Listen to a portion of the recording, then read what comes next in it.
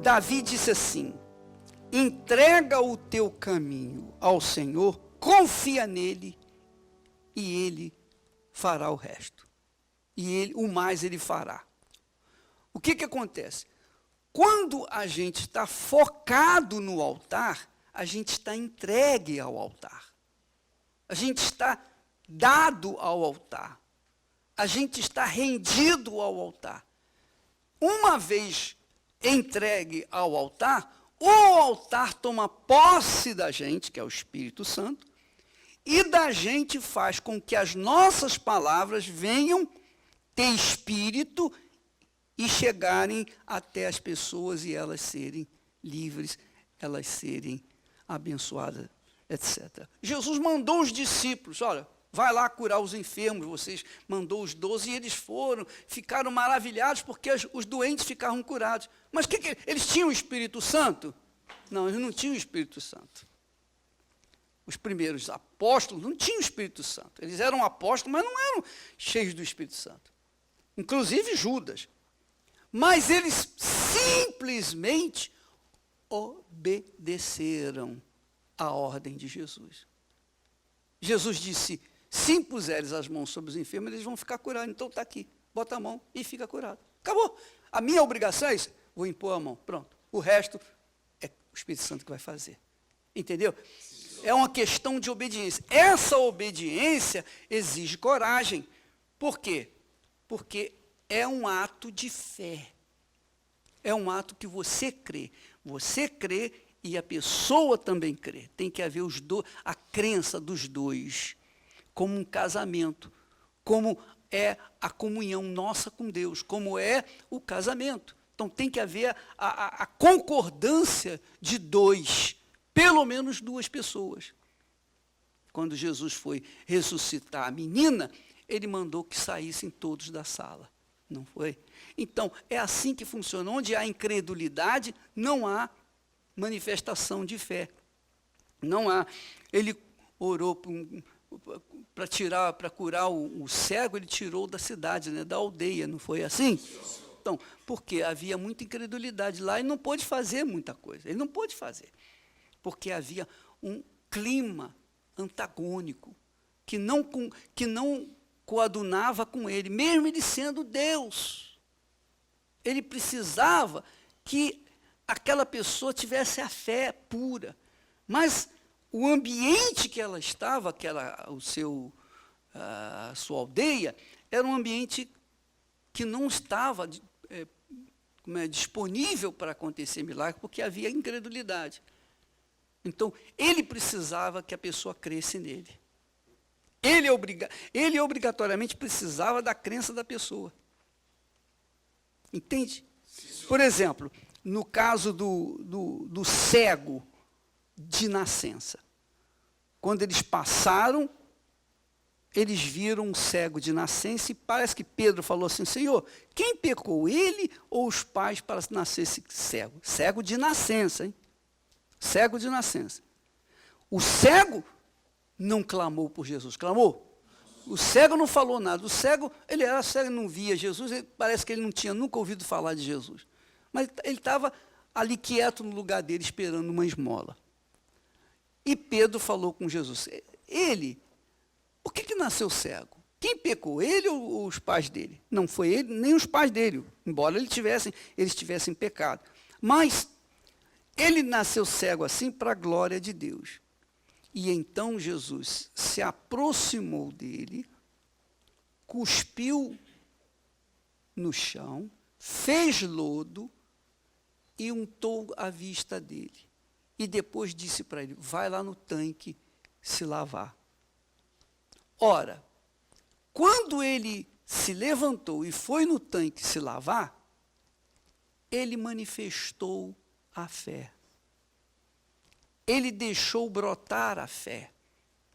E Jesus exigiu que ele saísse dali, mesmo sendo cego, e fosse lá no fundo do vale, no tanque de Siloé. Ele foi tateando, ele foi com dificuldade, ele foi com sacrifício. Mas todo aquele trabalho sacrificial dele, de chegar até o tanque, era o quê? Uma expressão de concordância com Jesus, uma expressão de fé. Quando ele chegou lá e lavou os seus olhos, ficou curado. Agora a pergunta é, o que o curou? Foram as águas do tanque? Não foi as águas do tanque. Quem o curou? Foi a saliva de Jesus? Tampouco foi a saliva. Quem o curou foi a fé dele na palavra de Jesus. A palavra, na palavra de Jesus. Então, houve uma concordância dele com Jesus. Quer dizer, houve um casamento. Houve uma aliança ali. Ele concordou com Jesus, então aconteceu o milagre. O texto lá de Tiago diz que Deus escolheu os pobres deste mundo para lhes dar o quê? A fé. Escolheu os pobres, lá Tiago, capítulo 2 e versículo 5. 2 e 5. Veja aí. Ele diz assim, porventura não escolheu Deus aos pobres deste mundo para serem ricos na fé e herdeiros do reino que prometeu aos que o amam? Quer dizer, Deus escolheu os ricos ou os pobres desse mundo para lhes dar a fé, para enriquecê-los com a fé, a fim de que eles venham herdar o reino que Deus prometeu aos que o amam, o reino de Deus. Então, tem que haver essa conexão, tem que haver essa aliança, tem que haver esse casamento, tem que haver essa concordância da pessoa que crê com a pessoa que manifesta a fé. No caso, somos nós. Como no caso de Jesus, foi Jesus e as pessoas aflitas. No nosso caso, somos nós e as pessoas. Aí você pergunta ao bispo, e no caso de Lázaro, que estava no túmulo, ele estava morto, ele não podia crer. Não, ele não cria, realmente não cria, mas as irmãs criam. As irmãs criam junto com Jesus, ou pelo menos uma delas creu. Então foi suficiente. Então tem que haver 2 ou mais pessoas para que haja a manifestação de fé. 2 ou mais pessoas que creem, porque uma pessoa é Jesus, a outra pessoa é a pessoa que está necessitada. Esse é um mistério da fé, mais um mistério da fé. Jesus que fala, ele fala porque crê. E a pessoa que recebe, porque creu naquela palavra de Jesus, então acontece o milagre. Junta os 2, acontece o milagre. 1 mais 1 igual ao milagre. Amém? 1 mais 1 igual ao milagre. É isso aí. Então, você vê que quando Deus criou os céus e a terra, ele não disse uma palavra, olha, agora, eu quero que nasça isso. Não, ele disse, haja luz. Quer dizer, ele sozinho. Ele sozinho. Diante das trevas, ele disse, haja isso. E houve aquilo. Haja aquilo outro. E houve aquilo outro. Agora, quando há pessoas, seres que pensam que têm o direito de escolher, de optar entre aceitar ou não aceitar, entre crer e não crer, então a pessoa tem que crer, ela tem que optar pelo crer, para que então a palavra de Deus chegue a ela e faça o casamento e faça acontecer o milagre. A maioria das pessoas, e infelizmente alguns cristãos, perderam ou estão perdendo o costume da meditação na Bíblia. Não existe motivos para deixar de ler e meditar no livro mais importante que existe. Com uma sabedoria milenar, a Bíblia, além de suas promessas e profecias, é um manual de vida. A prática dos seus ensinamentos muda e transforma mentes e corações. Você precisa refletir sobre tudo isso. É por isso que nesta quarta-feira, dia 21, vamos realizar o Dia da Bíblia. Vamos resgatar o hábito da meditação na Palavra de Deus. Vamos ensinar como você deve usar a Bíblia como uma arma para encontrar respostas para a sua vida. E na oportunidade, vamos participar da Santa Ceia. Quarta-feira, dia 21, o Dia da Bíblia. Às 10 horas, 15 horas e 20 horas. No Templo de Salomão, Avenida Celso Garcia, 605, Brás. Ou em uma Universal. E não esqueça, traga sua Bíblia.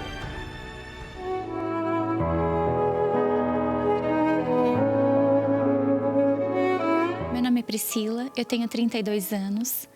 E assim, eu vim de uma infância muito boa. A minha estrutura familiar sempre foi muito boa, os meus pais sempre procuraram dar de tudo possível para mim, uma boa escola, tudo que uma jovem precisava ter, eu tinha. Muito amor, muito carinho, muita atenção, sempre tive isso. Mas isso não me impediu de desenvolver muitos problemas dentro de mim. Um deles que foi muito presente era a depressão e o desejo de suicídio, que era muito grande. Eu tinha uma angústia profunda dentro de mim. Eu ficava no meu quarto horas, chorando. Eu ficava, meu Deus, agora eu vou lá no banheiro, eu vou tomar todos os remédios que tem na gaveta e vou acabar com isso. Ou hora eu pensava, eu vou na cozinha, eu vou pegar uma faca, eu vou cortar meus pulsos e vou terminar com isso, porque eu não aguentava mais. E aí veio um diagnóstico muito surpreso para mim na época. Eu não esperava de maneira nenhuma. A minha avó vinha sofrendo de um câncer muito agressivo, era um câncer maligno e muito raro. E ela sofreu uma metástase e ela ficou muito debilitada. E ela chegou a ficar assim, muito ruim em fase terminal já. A minha mãe foi diagnosticada com a mesma doença, no mesmo local que a princípio tinha acontecido na minha avó. E eu era jovem ainda na época, adolescente. Naquele mesmo período, eu também fui diagnosticada com a mesma doença. Só que quando veio o diagnóstico da possibilidade verdadeira da minha vida acabar, adolescente, aquilo me assustou, porque dentro de mim, a minha alma sabia da realidade que ela ia encontrar. Porque quando os pensamentos vêm, eles vêm maquiados, eles vêm transformados numa coisa boa, sendo que não é nada daquilo. Mas quando a realidade bate, a gente desperta, eu despertei. E a minha mãe, ela já frequentava as reuniões da Igreja Universal, ela já vinha lutando por mim, já vinha fazendo correntes, já vinha orando. E através da fé dela eu fui curada, mas nem isso me levou até a igreja. Isso não me fez me quebrar para reconhecer que eu precisava de ajuda. Eu tinha muito preconceito contra o Bispo Macedo e os pastores, porque eu escutava muito falar mal sobre a índole, sobre o caráter, que eles eram ladrões, que eles eram estelionatários, que eles trabalhavam na mente das pessoas, fazendo uma lavagem cerebral para tirar o dinheiro delas. Mas chega uma hora que dentro de você já não consegue mais administrar aquela tristeza, você já não sabe mais onde colocar ela. Já não tem mais música que te preenche, não tinha livro de autoajuda, não tinha outras experiências com outras religiões, com outras crenças, não tinha mais nada que eu pudesse fazer. E quando eu menos esperei, estava eu lá dentro de um templo da Igreja Universal, sendo socorrida, sendo ajudada de uma maneira ímpar, como só o próprio Deus, através da Igreja Universal, pôde fazer comigo. E nenhum outro lugar conseguiu, nenhuma outra ajuda, nenhuma outra palavra tocou tão forte dentro de mim como o que eu ouvi dentro da Igreja Universal. A paz que eu sempre busquei, ela tomou conta de mim, foi muito forte. E foi aí que eu decidi me entregar para Deus de fato e de verdade. Eu abandonei tudo, não foi ninguém que me pediu, eu não fui forçada por ninguém. Foi uma decisão e foi a melhor decisão da minha vida, porque eu deixei tudo de lado. Eu fui me entregando, eu decidi me batizar nas águas, né? Eu larguei tudo aquilo que eu sabia que era errado, todas as mentiras que eu contava, todas as amizades que eu sabia que não me acrescentavam em nada. Tudo mesmo, realmente, eu deixei tudo de lado. E ouvindo sobre o Espírito Santo, me despertou um desejo enorme de conhecer quem era a pessoa do Espírito Santo. Eu orei, eu orava, eu jejuava, eu participava das vigílias que tinham na igreja, eu fazia propósitos entre eu e Deus de jejum, de oração. Eu queria me alimentar da palavra de Deus, mesmo no começo eu não entendendo muita coisa, mas eu buscava ouvir a voz de Deus através da palavra dele. Então foi uma busca muito intensa. E num domingo de manhã, no momento da busca, o pastor disse: se preocupe apenas em falar para ele o quanto você o ama. Não se preocupe em sentir nada. Foi o momento mais glorioso da minha vida, porque eu realmente disse para o Senhor Jesus o quanto eu o amava, o quanto Ele é importante na minha vida. E naquele mesmo momento, uma certeza muito grande invadiu meu ser, uma alegria. Realmente dá vontade da gente sair falando dele para as pessoas, porque é uma experiência única, que não existe alegria lá fora, não existe momentos, não existe nenhum relacionamento que possa sequer se comparar ao conhecer a presença de Deus, a conhecer o Senhor Jesus, a receber o Espírito Santo. É muito forte. Hoje eu sei que Ele está comigo, eu não me sinto sozinha. É muito glorioso porque eu não me sinto sozinha, eu não me sinto triste, eu não me sinto vazia. Aquela angústia, aquela tristeza, ela não faz mais parte do meu interior. Eu quis sair contando para todo mundo, né? Lá já naquele momento na igreja, eu já saí contando para todo mundo que eu tinha recebido o Espírito Santo. E as pessoas realmente de fora olhavam para mim e falavam: você está diferente. Nossa, eu não sei o que aconteceu, mas você está diferente. E é esse desejo, porque nasce um desejo muito grande de falar de Jesus para as pessoas, um amor pelas almas, uma vontade de servir a Deus, porque você quer que aquilo transborde de dentro de você e atinja as pessoas que estão ao seu redor. Aquela prepotência saiu, aqueles pensamentos negativos, todo o desejo de suicídio, a angústia, a depressão, a tristeza, tudo aquilo que era de ruim saiu e deu lugar à alegria, a verdadeira alegria, né? O Espírito Santo é tudo na minha vida. É mais importante do que o ar que eu respiro, porque mesmo que se um dia vier me faltar o ar, o Espírito Santo, eu sei que eu vou para os braços dele, eu sei que eu estou com ele, eu sei que ele está dentro de mim. Então ele é tudo, ele é a razão da minha vida, ele é meu alicerce, é a minha força, é a minha alegria, é a minha vida.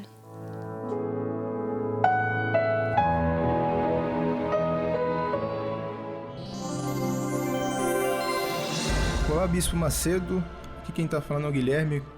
Eu queria agradecer ao senhor a respeito do livro O Espírito Santo, que nos ajudou muito na época quando nós estávamos como jovem. Nisso, o livro, quando foi indicado, ali especificava sobre os frutos do Espírito Santo e nos ajudou muito.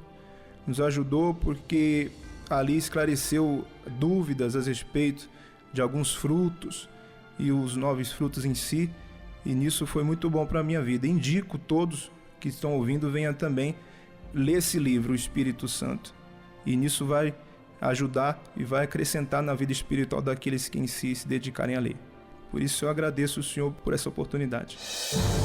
O livro O Espírito Santo, do Bispo Edir Macedo, está disponível nas melhores livrarias ou adquira agora com rapidez e segurança para entrega em sua casa através do site arcacenter.com.br.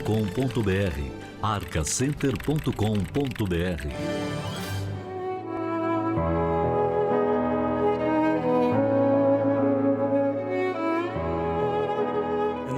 Eu tenho 27 anos e eu, quando muito pequeno, meu pai ele resolveu vir aqui para São Paulo em busca de uma vida melhor. Então ele trouxe a gente, trouxe eu, minha irmã e minha mãe. Muitas vezes eu acompanhava ele agredindo ela, a um ponto de uma vez de eu chegar em casa e ele tá agredindo ela e eu peguei uma faca e dei uma facada no meu pai. E não contente, ele pegou essa faca e também me deu essa facada. E ele só não tirou a minha vida porque minha mãe estava cozinhando uns caroços de jaca e jogou água quente nele. Passando um tempo, o meu pai ele traiu a minha mãe e nos abandonou. Foi embora lá para o Piauí, onde a gente morava, e a gente ficou aqui em São Paulo. E minha mãe, não vendo saída, né, para sustentar a gente, ela teve que entrar no mundo do crime. Foi um período muito difícil, porque nessas épocas a gente deparava muitas vezes com a nossa casa sendo invadida, né, em busca de droga, de armas. E chegou uma época que minha mãe ela saiu para fazer um assalto e ela acabou sendo presa. O meu padrasto também acabou sendo preso na época e ele, passando um tempo, ele foi assassinado. Minha mãe ficou 2 anos presa, né? A gente começou a ser cuidado pelos vizinhos, né? E aí, a partir daí, eu já era uma criança triste, magoada, porque meu pai abandonou a minha mãe, né? Quando ela foi presa, piorou, porque aí começou a ter a depressão, começou a ter a automutilação. Eu, às vezes, pegava gilete em casa, eu pegava Presto Barba, levava na escola. Para mim, eu queria preencher o vazio que existia dentro de mim, né? Existia um vazio grande dentro de mim. Eu tentei suicídio durante 6 vezes. A primeira vez começou eu me cortando com apenas um caco de vidro, né? Aí eu comecei a cortar a língua, já cortei o nariz, entendeu? A segunda vez eu tomei medicamento, né? Tomei as 82 pílulas de amoxicilina. A terceira vez já tomei o chumbinho. A quarta vez foi quando eu saí para se jogar de frente a um caminhão. E nessa hora que a força estava dentro de mim para se jogar, mas uma voz dizia para mim não se jogar. A quinta vez eu fui pular de cima de uma ponte, entendeu? Já a última vez foi uma das piores, que eu me cortei muito, perdi muito sangue, porque eu cheguei a cortar os pulsos, né? E perdi muito sangue e me levaram para o hospital porque a situação já estava feia. Teve a 7ª vez, que foi quando minha avó ela acabou falecendo. Foi quando eu decidi, falei, agora eu vou sair e vou me jogar de cima da ponte. E no caminho da morte foi quando eu encontrei a vida, né? Porque eu não sabia que existia uma igreja universal ali. E passando em frente, um pastor me chamou. E quando ele me chamou, eu reneguei. Falei, não vou entrar. Mas ele insistiu e falou, rapaz, entra aqui. E quando eu entrei, ele começou a conversar comigo. E ali eu desabafei. Parecia uma criança. As lágrimas desciam como se fosse fogo. Porque ali todo o sofrimento começou a sair. Ele começou a explicar para mim que existia um Deus. Que existia um Deus que poderia mudar a minha vida, entendeu? Aquele desejo de suicídio, que era certeza que ia acontecer naquele dia, já não estava mais dentro de mim, entendeu? Eu me tornei limpo só em uma conversa. Aí eu falei, poxa, eu vou começar a voltar mais vezes. Se só em conversar com um homem de Deus já me sentir bem, imagine se eu participar. Aí eu comecei a frequentar, comecei a ir, e quando o pastor falou mais forte sobre o Espírito Santo, foi o que eu desejei. Eu queria aquilo dentro de mim. Entendeu? Na minha mente, naquela época, o ponto mais forte que tinha era de eu matar o meu pai. Era um voto que eu tinha feito comigo. Mas ali eu aprendi a perdoar, né? Me libertei primeiramente, me batizei nas águas e buscando o Espírito Santo. Foi um dia que teve uma reunião aqui no Templo de Salomão. E eu já havia buscando, já tinha entregado o meu tudo. E ali buscando, eu recebi o Espírito Santo. Naquele momento eu senti uma paz, uma alegria. Eu senti desejo de sair gritando. Parecia que só tinha eu e Deus no templo, de tanta gente que tinha, mas parecia que só tinha eu e Deus. E quando eu saí dali, eu já queria sair falando para todo mundo que Deus era vivo. E a partir do momento que eu recebi o Espírito Santo, eu senti paz, senti alegria. Quer dizer, a morte que vivia dentro de mim, agora era a própria vida. O Deus que eu buscava aqui, quando eu chamava ele, ficava do meu lado, ele já não estava mais do meu lado, ele estava dentro de mim. Aquela alegria, aquela paz, ela tomou conta de mim ao ponto de a minha família ver aquilo. E esse Deus que habita dentro de mim, ele também me deu amor pelas almas, entendeu? Eu que só pensava em mim, só pensava no meu nariz, já pensei a ver com os olhos diferentes, a ter desejo em ajudar. Porque quando eu saí do templo naquele dia, eu não queria nem ir embora de ônibus, porque eu queria ficar aqui na praça falando de Deus. Hoje eu sou uma pessoa feliz, né? Eu tenho uma família, sou casado, eu nunca imaginei casar na minha vida. O Espírito Santo é muito importante. Hoje eu tenho a certeza da salvação, porque durante o tempo eu buscava a morte, tinha tristeza, mas agora não, a vida ela habita dentro de mim. Ele é tudo na minha vida, entendeu? Não existe mais nada precioso que não seja o Espírito Santo.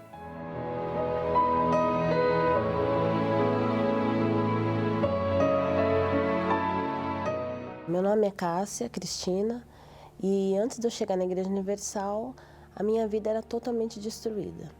Não tinha paz, não tinha saúde, dentro da minha casa eram muitas brigas, era um inferno, só discussão, doença, vícios, não tinha nada, não tinha razão de viver. Não tentei o suicídio, mas já a vontade de morrer era constante. Diretamente a gente tinha vontade de se matar, de sair desse mundo, porque não tinha razão de viver. A gente não via solução. Minha mãe, no caso, meu pai também, ia muito em casas de encosto, então vivia assim uma vida bem difícil. Eu também era doente, tinha muitas dores de cabeça constantes, ia no médico. O médico não descobria as causas, assim a ponto de parecia que a minha cabeça ia estourar, explodir de tanta dor. E eu me tornei uma pessoa muito, muito triste, muito vazia. Não tinha nenhuma vontade de fazer nada, não tinha vontade de trabalhar, de fazer nada. Isso aí trazia, até me afastava das pessoas, porque como eu não tinha vontade de nada e também não falava, era muito quieta, muito tímida, então as pessoas acabavam não se envolvendo comigo, então isso trazia mais angústia para mim também. Passado um tempo, a minha mãe conheceu a Igreja Universal através da rádio. E dali ela já indo, um dia, outro, indo, começou a entender o que era buscar a Deus. E ali ela fez o convite para mim, né? E eu logo me interessei, porque também eu não tinha razão de viver. Eu falei, vamos ver o que vai acontecer, né? No primeiro dia que eu fui, eu já vi uma transformação, uma mudança dentro de mim. Eu comecei a sentir uma coisa diferente, uma voz que eu nunca tinha ouvido dentro de mim. E eu tive um momento que alguém veio até mim e falou, e me chamou para mim sair para uma balada. Eu já estava na igreja. E nesse dia eu estava assim, não sabia que decisão tomar. Mas nesse dia, exatamente nesse dia, eu falei, não, eu não vou. Eu vou na igreja, eu vou buscar Deus. Eu vou me preencher mais desse Deus. E aí eu recusei esse convite e fui até a igreja. Foi assim, o melhor dia da minha vida. Como eu tomei essa atitude, foi onde eu tive esse encontro com Deus. Nesse dia, o Espírito Santo veio sobre a minha vida. Porque eu já estava buscando, mas não tinha tomado a atitude correta. E aí eu nasci de Deus, eu nasci de novo. Deus entrou na minha vida e fez algo assim que nem eu consegui explicar. O Espírito Santo, ele é maravilhoso. Ele tomou conta do meu ser de uma forma tão grande que eu sorria, eu tinha alegria, coisas que eu não tinha antes, sem ter um motivo. Porque é a presença de Deus que envolveu a minha vida. E dali para frente foi só alegria, como é até hoje. Tenho paz, graças a Deus, uma coisa que eu não tinha. Dentro de mim tenho paz, tenho alegria, tenho razão de viver. Tem as situações que a gente enfrenta no dia a dia, mas o Espírito Santo sempre consola a gente, sempre nos dá essa força que a gente precisa para viver. Hoje, graças a Deus, sou casada, tenho um marido de Deus abençoado, tenho uma filha abençoada por Deus. A minha família hoje se transformou. Tudo aquele sonho que eu tinha antigamente só ficava no sonho. Eu achava que eu nunca ia conquistar tudo isso. E hoje, graças ao Espírito Santo, eu conquistei toda essa alegria, todo esse prazer da vida, que é ter uma família, que eu achava que eu nunca ia ter uma família feliz, porque a minha era destruída antes, mas hoje eu tenho uma família feliz, abençoada por Deus. Eu dou muito graças a Deus por ter conhecido esse Deus na Igreja Universal, porque o Espírito Santo, ele é a coisa mais importante na minha vida. Meu marido tem a empresa dele, eu tenho a minha empresa, eu tenho o meu trabalho, eu tenho a minha saúde transformada que eu não tinha, que eu era uma pessoa doente, uma pessoa infeliz. E hoje eu tenho muita gratidão a Deus de estar buscando esse Deus na casa dele sempre e nunca vou deixar de buscar, porque é Ele que me fortalece todos os dias. Eu te louvo e te dou graças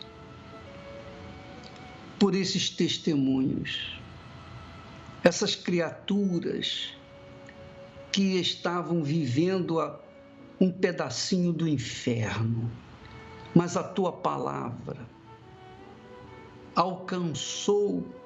as alcançou de tal forma que elas reagiram e se entregaram, se doaram, se ofertaram para ti. E por conta dessa oferta que elas fizeram, aí está o resultado da tua ação, do teu trabalho na vida delas. Ah, meu Pai,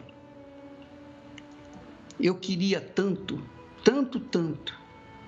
ter palavras para explicar melhor, para que as pessoas que estão vivendo a vida do lado do avesso, as pessoas que estão vivendo uma vida por viver, enquanto há tantas pessoas doentes, enfermas, lutando pela vida, existem outras tantas lutando pela morte.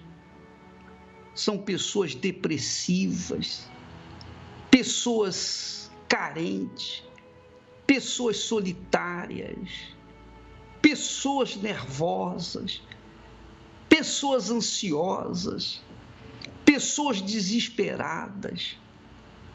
E não existe remédio, meu Pai, que possa solucionar tudo isso, senão a ação do Espírito Santo na vida delas.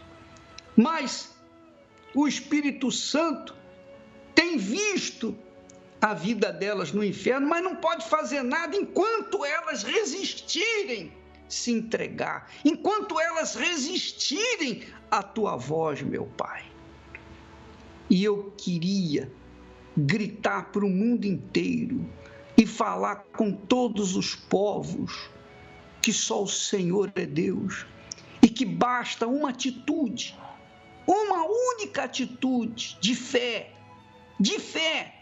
de entrega total, completa, irrestrita, incondicional no teu altar, e a resposta também é imediata, porque é assim que acontece. O Senhor disse, meu Pai, através da boca do Senhor Jesus, que o Senhor não nos tem dado espírito por medida. Quer dizer, o Senhor nos dá a plenitude, a totalidade do teu espírito. Porém, para que isso venha se proceder, primeiro a gente tem que entregar a totalidade do nosso ser. E o que nós temos visto são pessoas cabeçudas, cascudas, que dão uma parte de suas vidas, mas insistem em viver as suas vidas, viver as suas aventuras pecaminosas, iníquas, por esse mundo afora. Eu lembro, meu Senhor, de mim, porque durante um ano eu também fui teimoso, eu fui cabeçudo, aliás, mais de um ano. Eu custei abrir mão da minha vida para ti.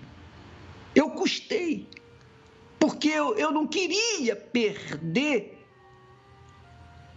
o brilho que o mundo oferecia, as ofertas do mundo. Até que um dia, meu Senhor, um dia, no fundo do poço, eu te invoquei e me rendi e me entreguei. Ó, meu Pai, que essa criatura que está orando comigo neste momento e que está se entregando, ela está no fundo do poço. Ela não tem ninguém por ela, ninguém. É como se fosse uma filha de Caim, uma amaldiçoada. Mas eis que neste instante ela te invoca sinceramente junto conosco. E neste momento, meu Pai, neste exato instante, faça aquilo que o Senhor fez comigo. Estenda a tua mão para agarrar essa vida que se entrega, que se rende a ti de corpo, alma e espírito, que faz do Senhor o primeiro na sua vida. Porque, meu Pai, a verdade é essa: nós honramos filhos, pais, irmãos, parentes, marido, mulher, namorada, namorado, mas quando a coisa está feia, feia, feia mesmo, ninguém